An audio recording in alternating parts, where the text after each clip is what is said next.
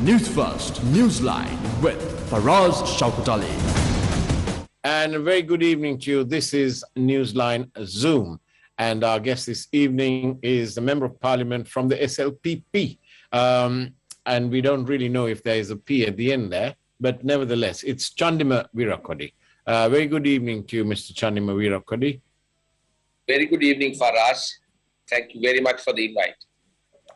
It's a pleasure, especially because we'd like to ask you, Newsline would like to ask you, whether as a member of Parliament, do you detect, or is it just the public's imagination, but do you detect a concerted effort to sort of delay having elections, parliamentary elections?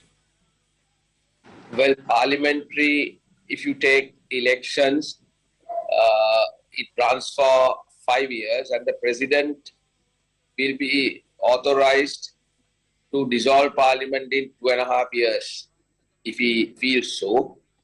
That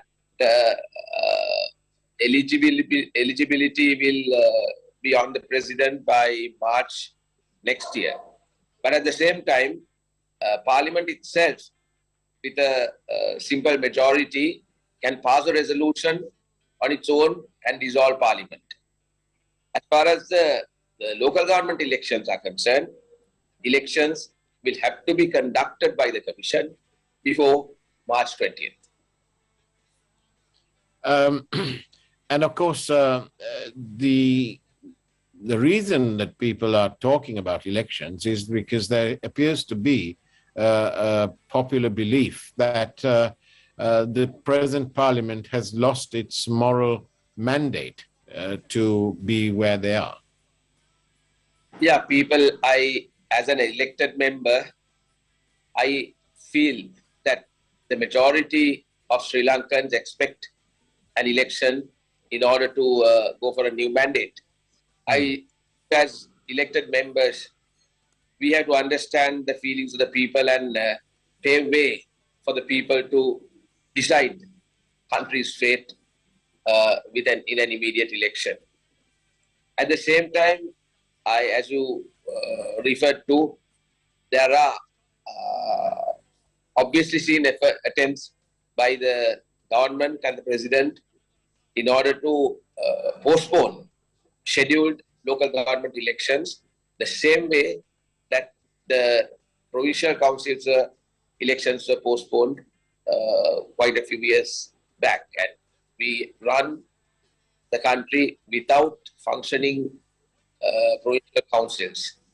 So the fear of the people is immediately the local councils will also be very soon running without elected members if the government is successful in their efforts to postpone elections by using more or less the similar strategy that was used by postponing local provincial council elections. This is this delimitation sort of process. Yes, indeed. Of course, as of now, as per the prevailing laws, Election Commission is compelled to hold elections. There is no way, there is no mandate for anyone as of now to postpone elections. But of course, there can be an attempt to bring in an amendment to the existing laws so that a delimitation committee can be constituted, and attempts can be made again to postpone on the same basis. As far as the provincial council elections are concerned, amendment was brought into the parliament, and they are the same issue, the delimitation issue came up. And as per the provisions of the constitution, the speaker was compelled to form a committee to review the issues that arose in parliament, and for which a committee chaired by then Prime Minister Ranil Wickremesinghe was appointed as per the requirements of the legislature. And the requirement as per the laws was for that committee to submit their final report within 2 months. Now it's taken not 2 years, not 2 months, not 2 years, not 2 into 2 years. It's taken more than that, but that committee report has not still been submitted. And the chair of that committee at that time, who was the then Prime Minister, is presently the President of this country, but we have still not been able to hold provincial elections. So as a master of election postponement, President may try such as the people in this country feels, as I understand. Are those the instructions he receives from the 134 members who voted for him? Well, as I've been told, he has given a solid undertaking to the members who supported for his candidature to become president, that he will not dissolve parliament. And the fact remains, if there is a local government election, result of that will lead to a dissolution or compulsion on him to dissolve parliament, so that his mandate given by the 134 will expire according to them if it happens so. So in such circumstances, President will be pressurized by the said 134, but as of now that 134 has dropped even below 115. But of course, majority of them will want Parliament to continue, as I understand, the government elections also to be postponed. What is there to be gained by having even the local government elections during this period of grave economic conditions or ambience?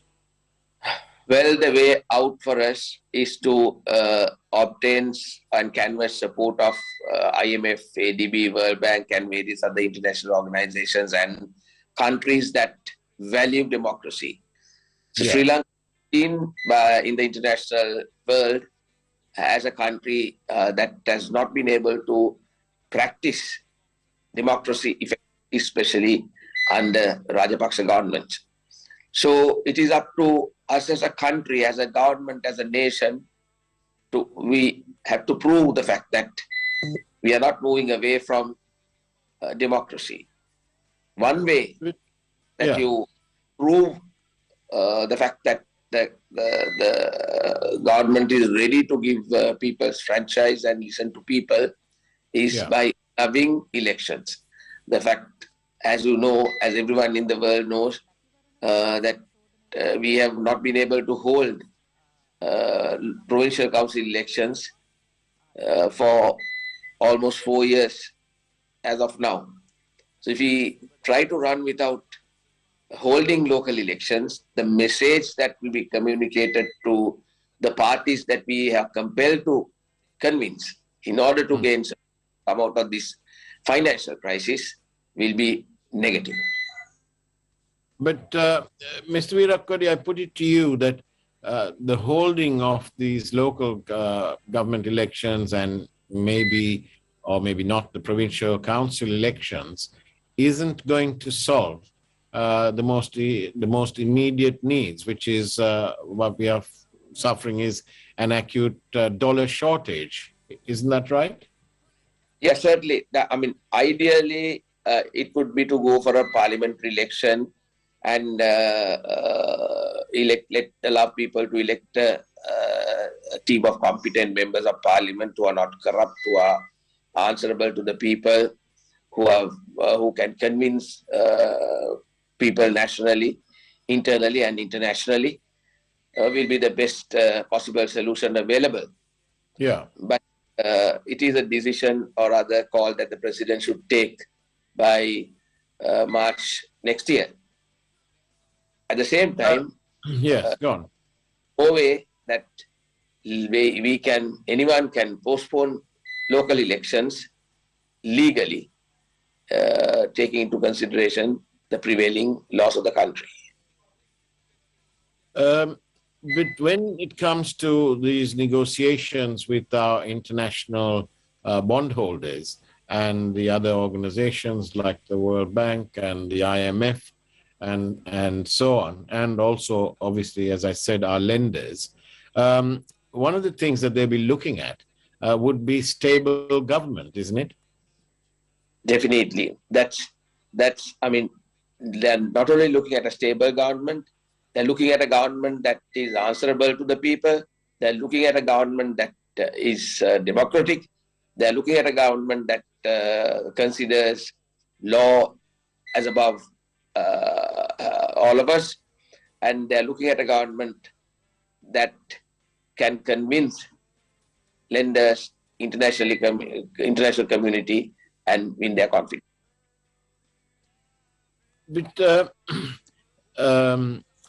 if you have an election now, let's say a parliamentary election, what do you think the outcome will be? Will any one party get a majority, as in 113 members?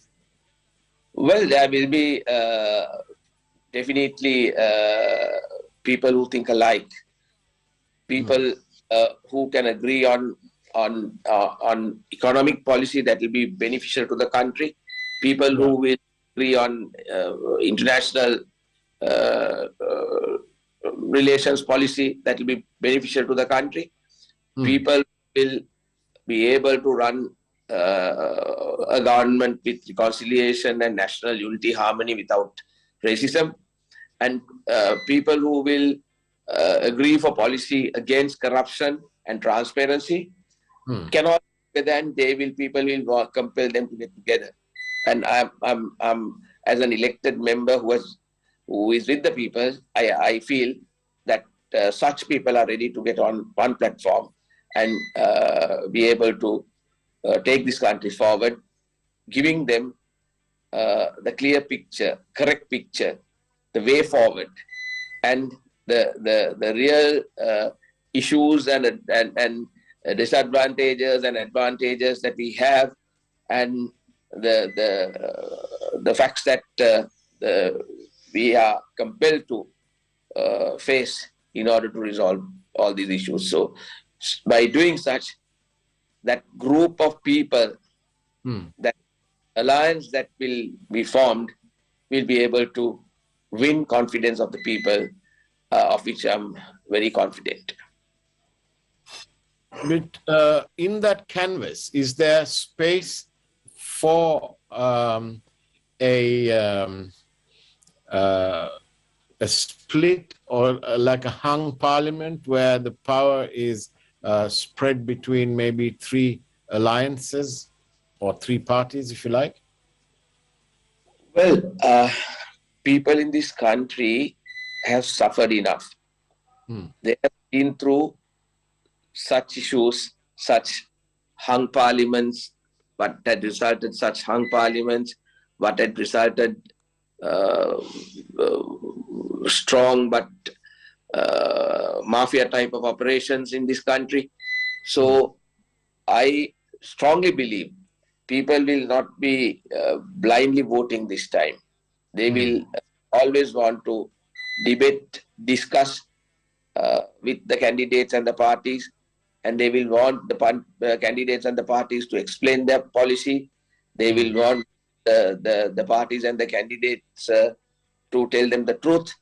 So in such event, I am of the opinion that the alliance that will be formed will be able to confidently explain as to what will be done, and as a result of such convincing explanation, which will be given to the people, people will rally around to form a solid, strong government with a vision. And on that note, let's go for a quick break and take a peek at this evening's headlines from that wonderful primetime news team. We'll see you on the other side of the break.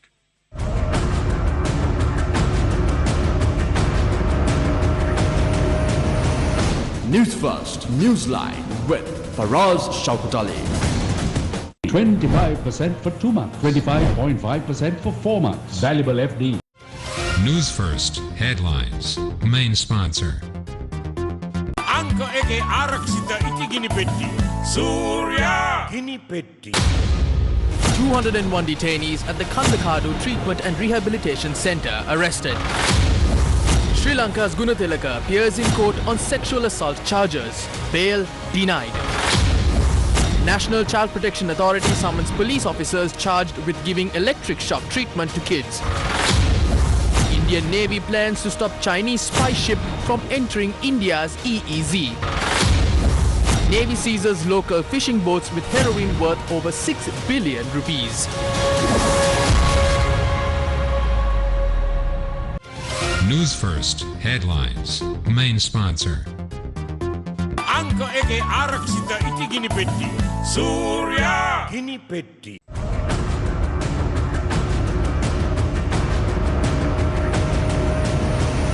Newsfirst, Newsline with Faraz Shaukat Ali. And welcome back to Newsline Zoom. I'm in conversation with Mr. Chandima Weerakkody, Member of Parliament from the SLPP, one-time cabinet minister as well.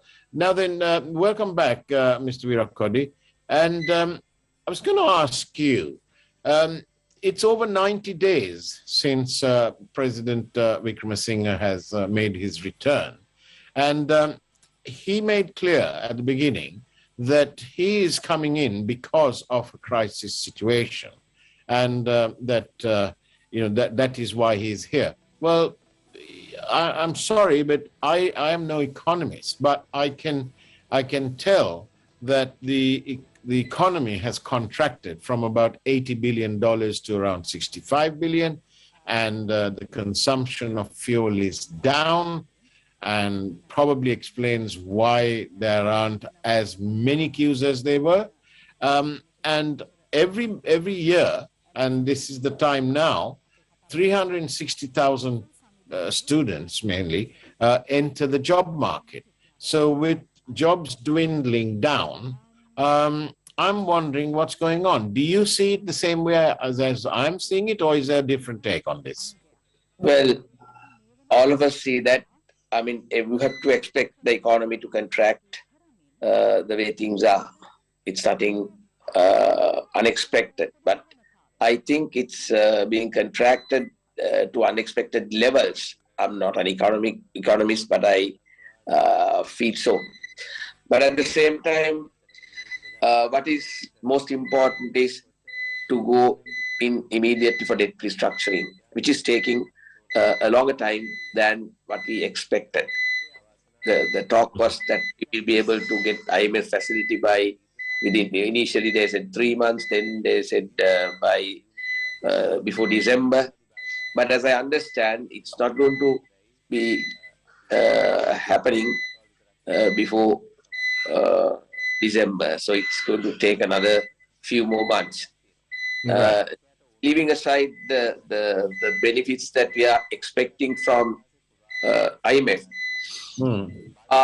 tourism industry, we are hopefully waiting. People, like, we have to get dollars into the country. Leave aside the issues that we have with IMF and the time it takes to finalize whatever talks that they're having between the countries, multilaterals, ISBs, and so on.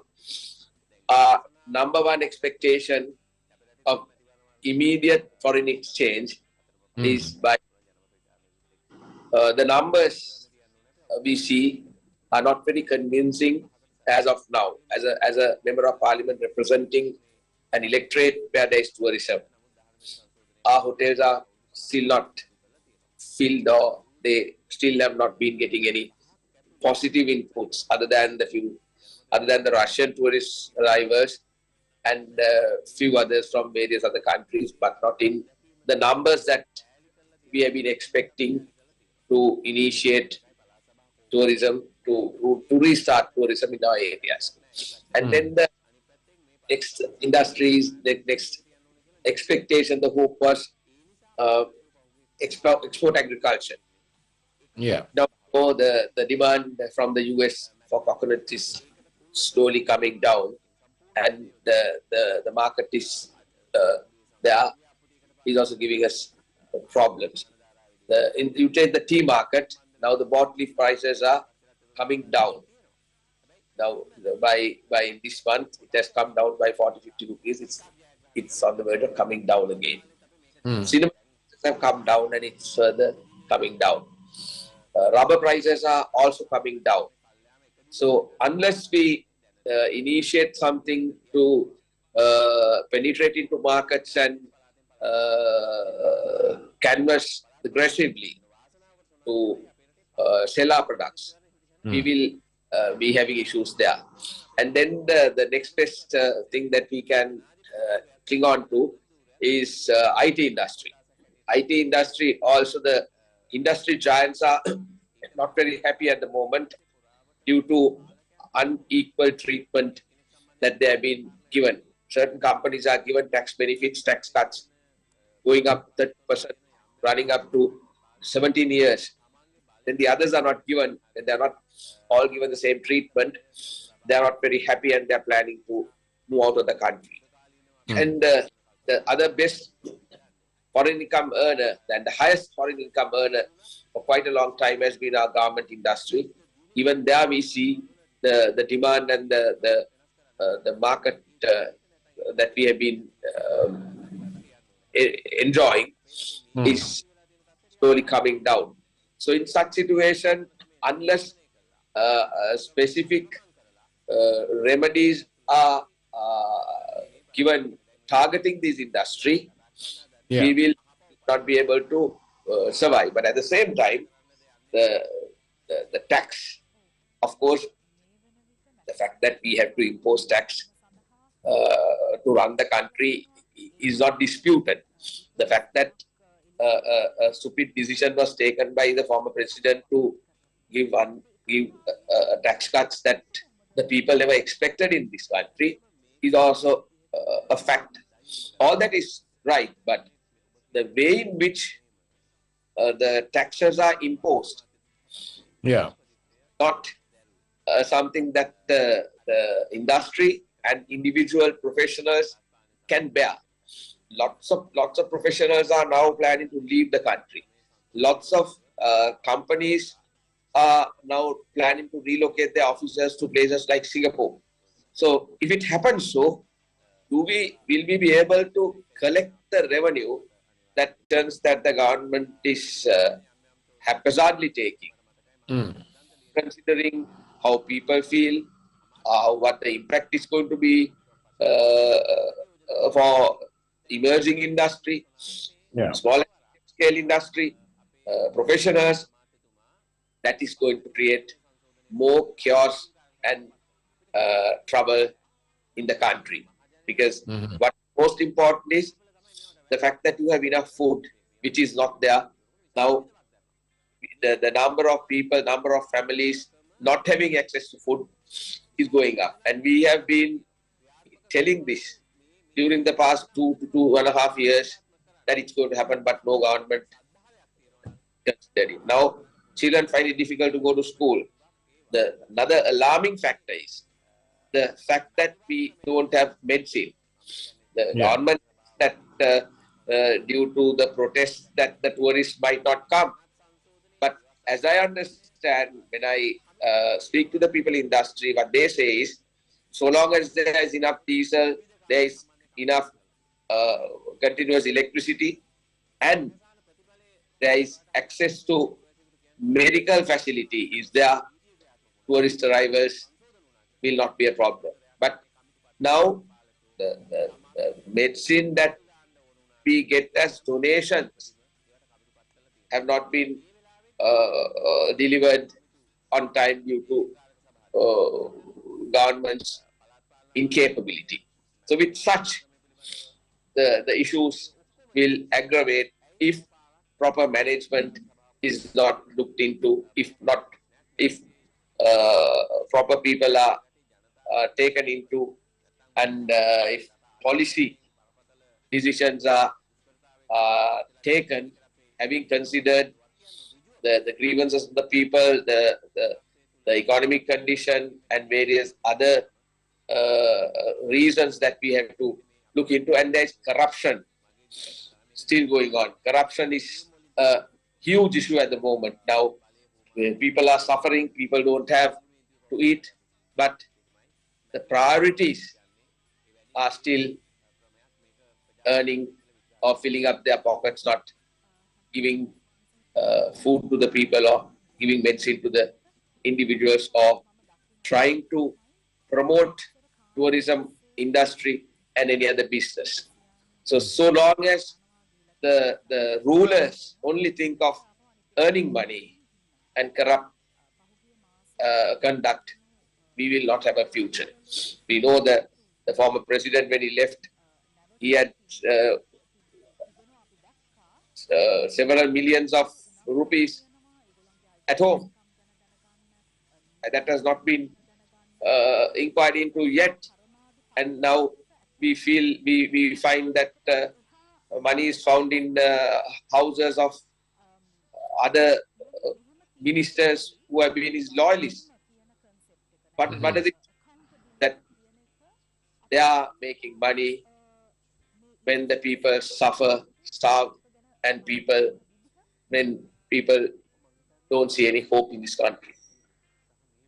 And so, the last question, then a very short one. So basically, the solution initially is to have a fresh mandate from the people. Well, we have to have a proper government that the people have confidence in power. Present parliament, present government will not be able to convince and gain people's confidence at any cost. Or it goes, the people will get to know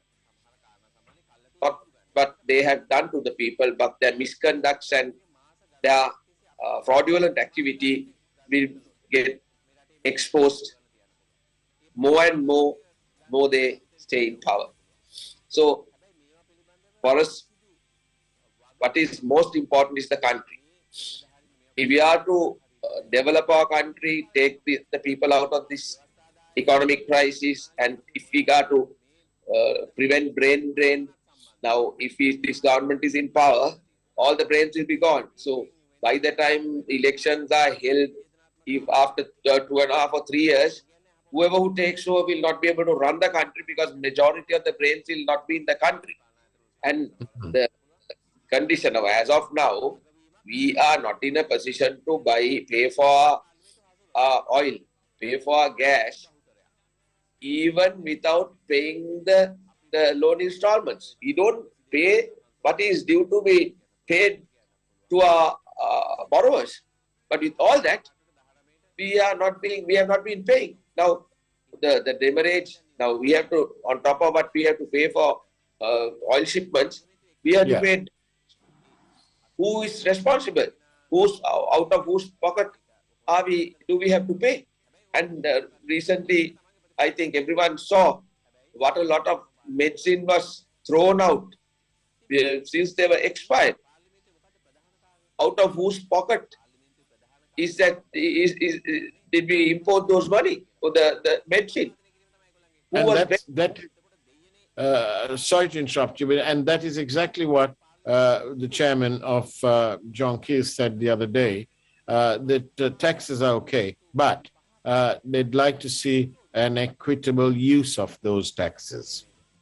Yeah, and to tell you frankly, now the man who took this decision to cut off taxes arbitrarily, he has not consulted when we spoke to the inquired from the finance ministry officials, they have not been consulted.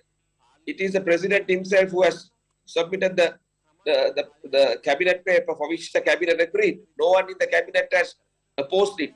They have all unanimously approved. And now we have to pay taxes.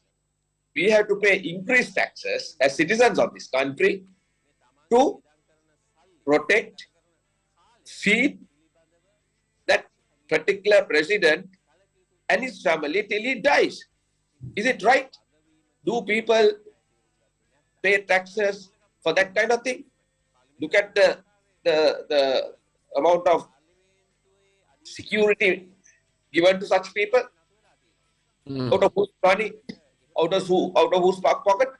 I mean, the people who have brought this country down to this level are being maintained by the people, by all of us, with increased taxes. Such things are not justifiable, where hundreds of thousands of people are starving, they are without even access to food. And Or power, even. officials are having a fun time. Look at the more than how many officials and ministers are enjoying more than the entitlement with the use of state funds. When people see such, they don't want to, especially those who are talented, those who are professional, those who are competent business and industry leaders, they feel this is what we hear. They are planning to leave the country. So we should be able to have a government that can convince them to stay back. Not only to convince them to stay, but we have to have already migrated in order to take this country up, strengthen this country, take people out of this mess, and see that we have a Sri Lanka that's laughing again. Chandima Weerakkody, thank you very much for your time on Newsline Zoom. We much appreciate it. It's now time for the primetime news from News First. Take care, and as always, God bless you all.